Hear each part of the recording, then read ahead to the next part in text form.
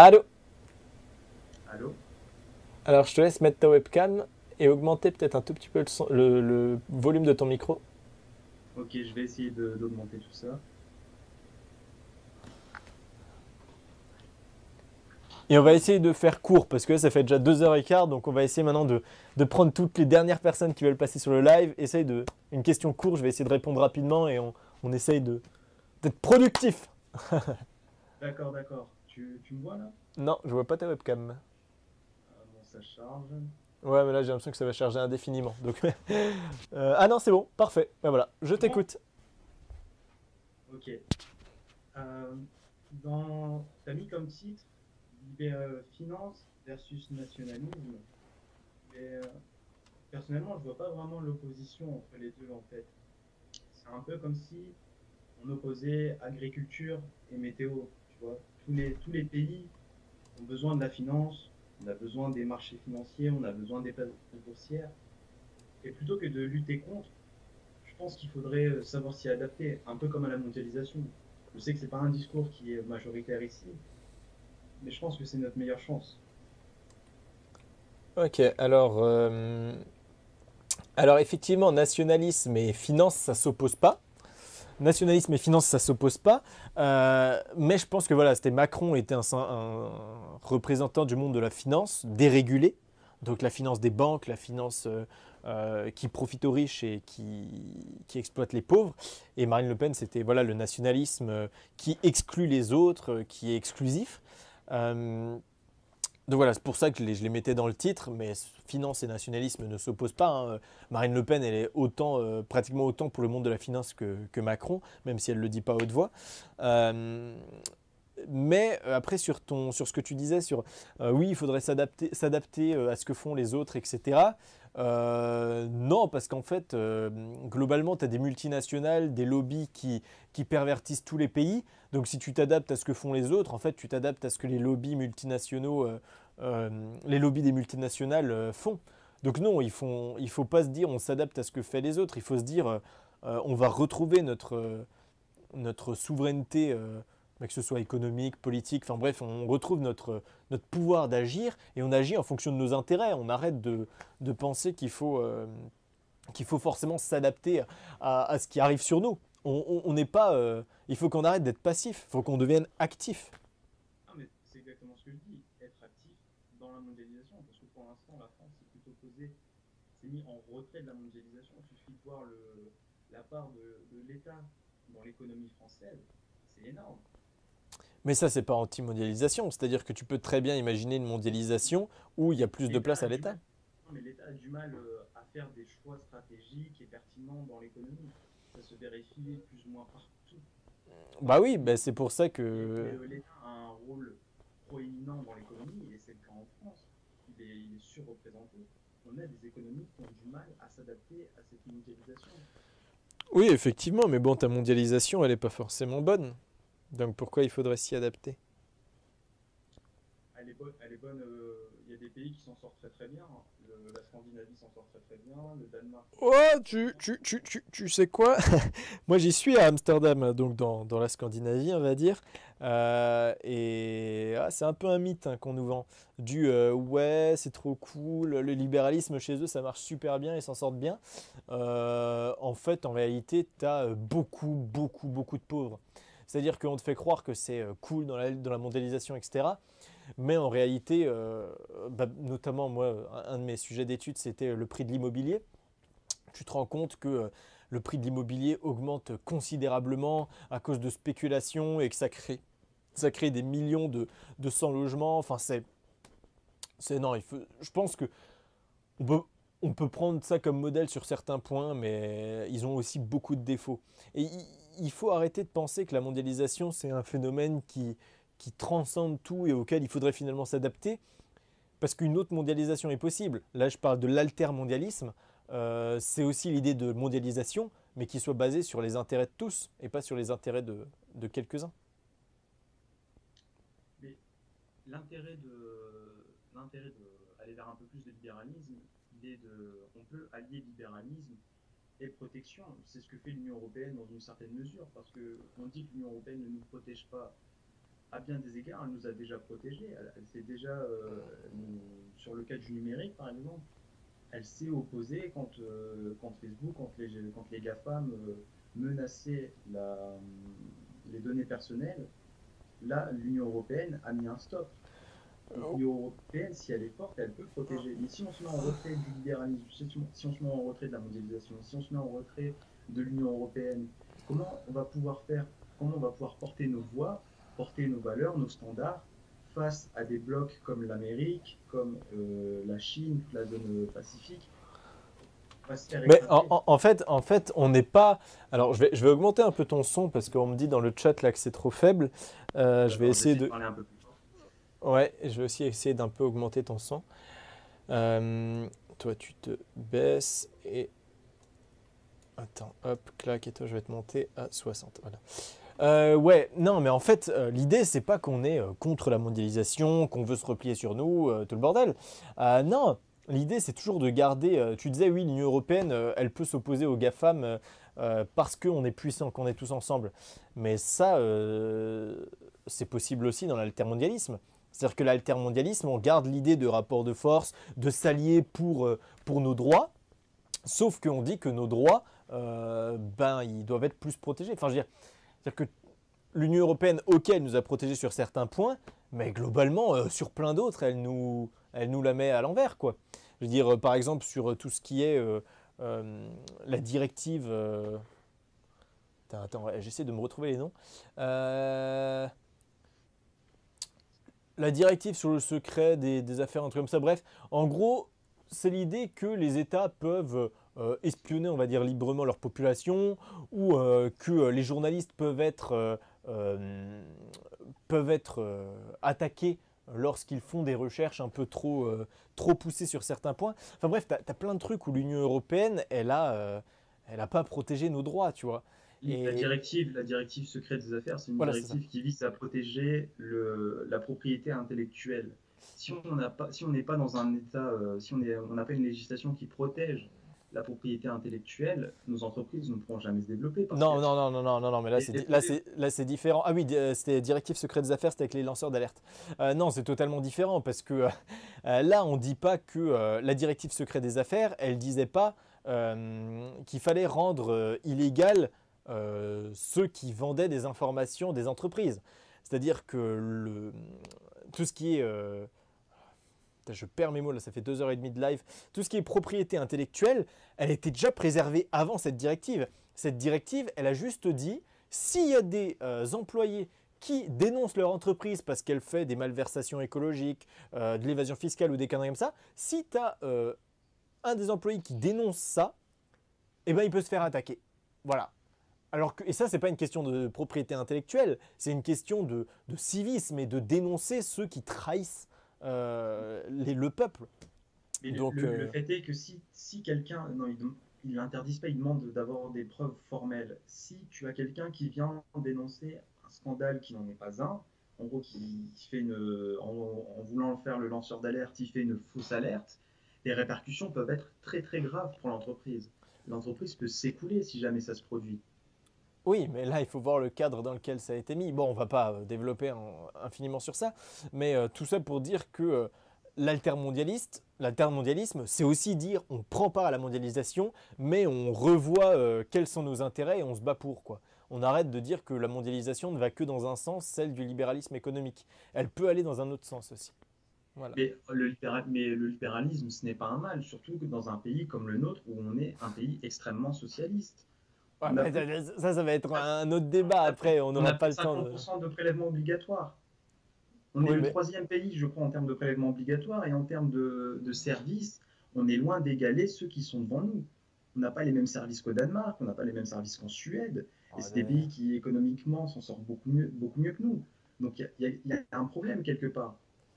alors là, c'est ce que je disais un peu avant, mais c'est que ils s'en sortent mieux économiquement sur le papier, c'est-à-dire que leur PIB est plus haut, mais en vérité, et même leur nombre de chômeurs est plus bas, mais en vérité, tu as beaucoup plus d'emplois à temps partiel, tu as beaucoup plus de précarité, tu as beaucoup plus de chômage, et puis c'est pas du tout le même pays. Ah non, Tu non, peux pas, il y a pas de pas chômage, plus de chômage. pas de chômage, mais tu as beaucoup plus de pauvres. En fait, tu as beaucoup plus de pauvreté, mais qui n'est pas compté comme chômage, parce que c'est des emplois à temps partiel, de la précarité, plein de trucs comme ça. Le revenu médian en Allemagne est plus élevé qu'en France désormais.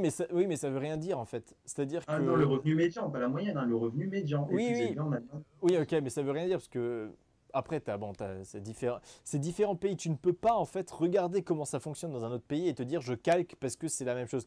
Non, il y a des histoires sur chaque pays. En fait, il faut réfléchir pays par pays. Ok, on peut réfléchir en termes de mondialisation, etc.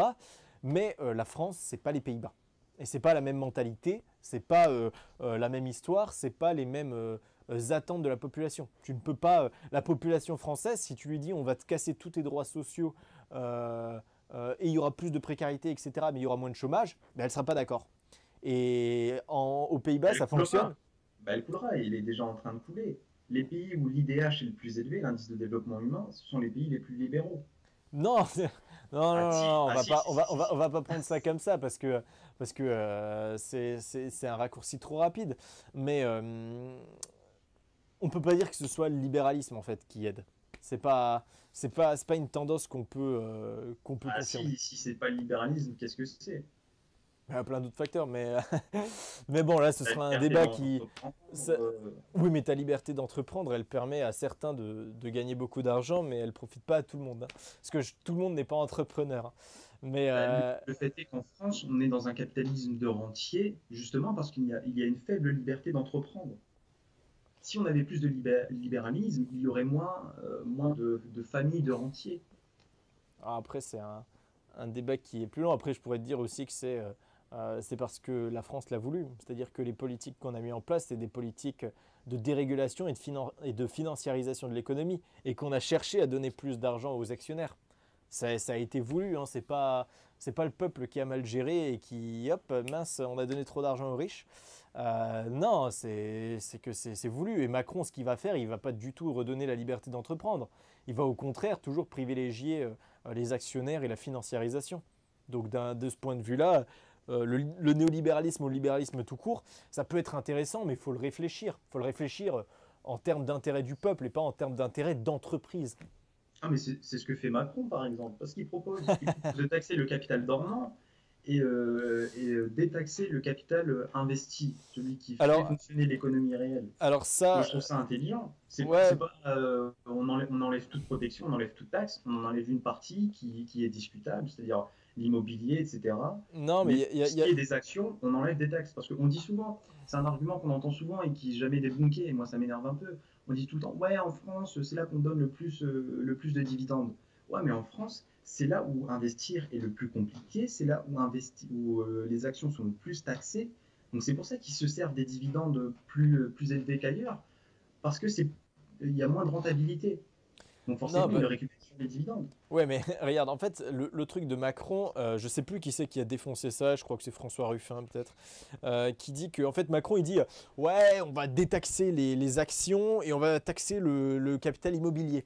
Mais en fait, c'est complètement stupide parce que ça veut dire que, par exemple, toi, tu as un appartement sur Paris, c'est ton petit appart, tu es content, machin.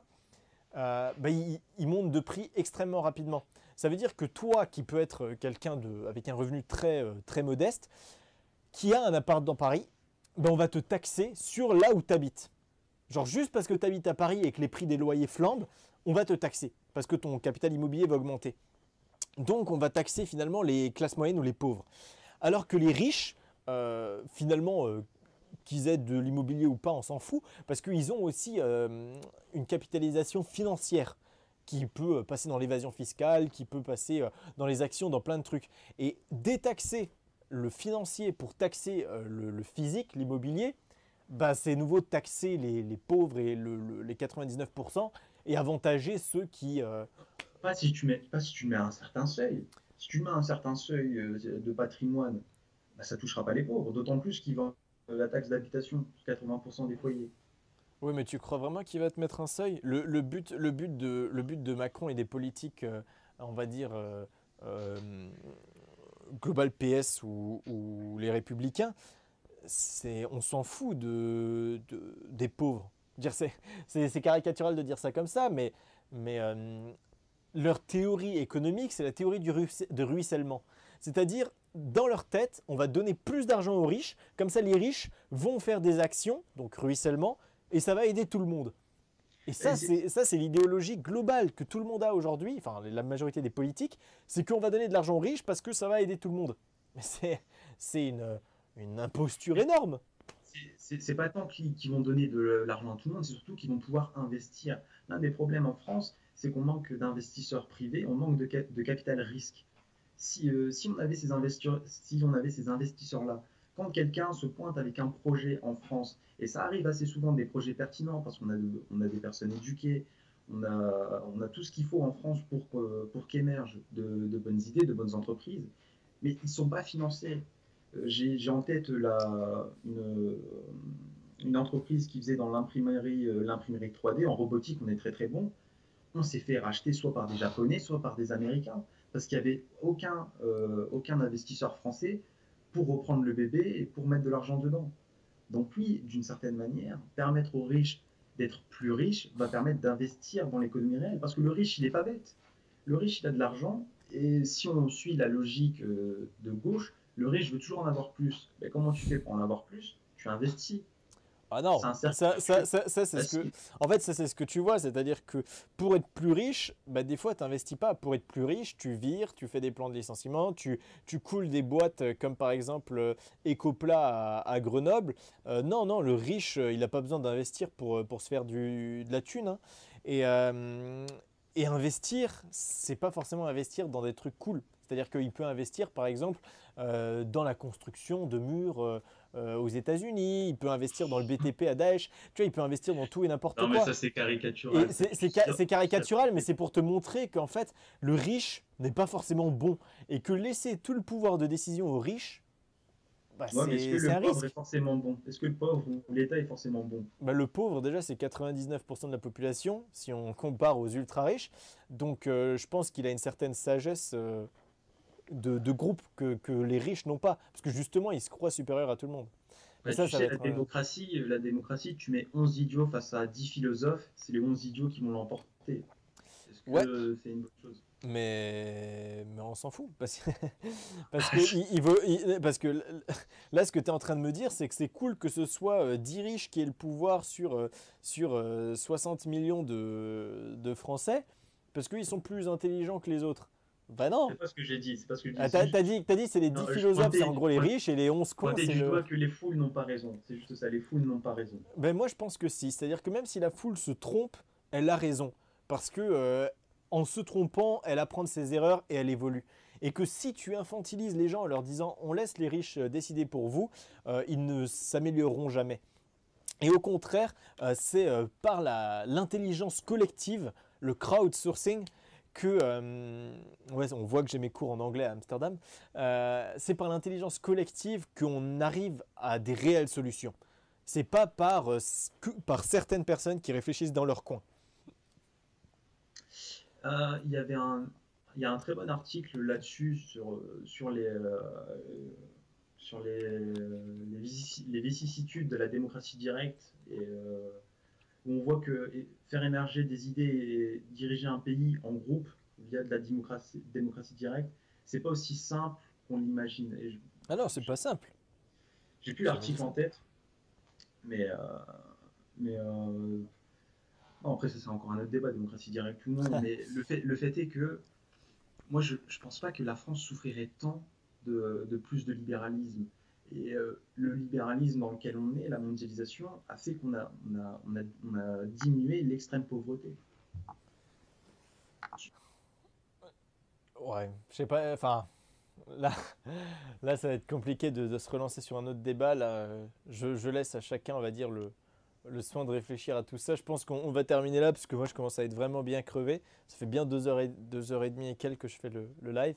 Donc, je pense qu'on va arrêter là. Moi, j'avais l'habitude qu'on m'appelle pour me dire Ouah, c'est trop bien ton travail.